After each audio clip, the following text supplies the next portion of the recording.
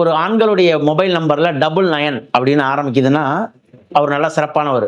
ஒரு ராஜ்யம் அவர்கிட்ட வந்து ஒரு 10லேருந்து 100 பேர் வரைக்கும் வேலை கொடுக்குறாருன்னு அர்த்தம். யாருடைய மொபைல் நம்பர்லயாவது 99 ஆரம்பிக்குதுன்னா. அப்படி இல்லைன்னா அவர் வந்து அரசாங்க வேலையில இருப்பார்.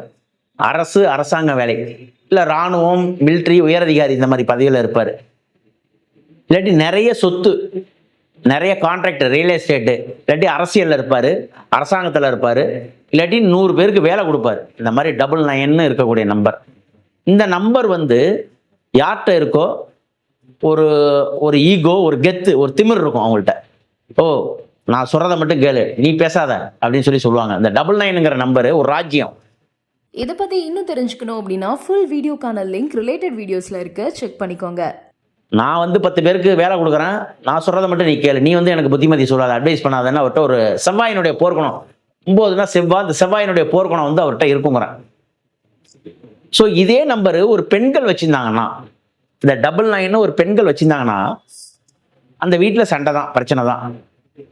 யாராவது 99 வச்சிருந்து அவங்க இந்த மாதிரி ஒரு 50 பேருக்கு சேலரி போடுறவங்கள மாதிரி ஒர்க்கில் ஒரு ஆஃபீஸில் இருந்தாங்கன்னா அந்த நம்பரை வச்சுக்கலாம். இல்லாட்டி ஒரு கவுன்சிலர், மெம்பர், எம்எல்ஏ, எம்பி இந்த மாதிரி அரசாங்க வேலையில் இருந்தாங்கன்னா அந்த நம்பர் பெண்கள் யூஸ் பண்ணால் தப்பிச்சுவாங்க. இது வீட்டில் ஹவுஸ் ஒய்ஃபாக இருக்க சார் 99 வச்சுக்கிட்டிங்கன்னா கணவர் வந்தால் உங்கள் வீட்டுக்கு போட்டி தான் போடுவாங்க.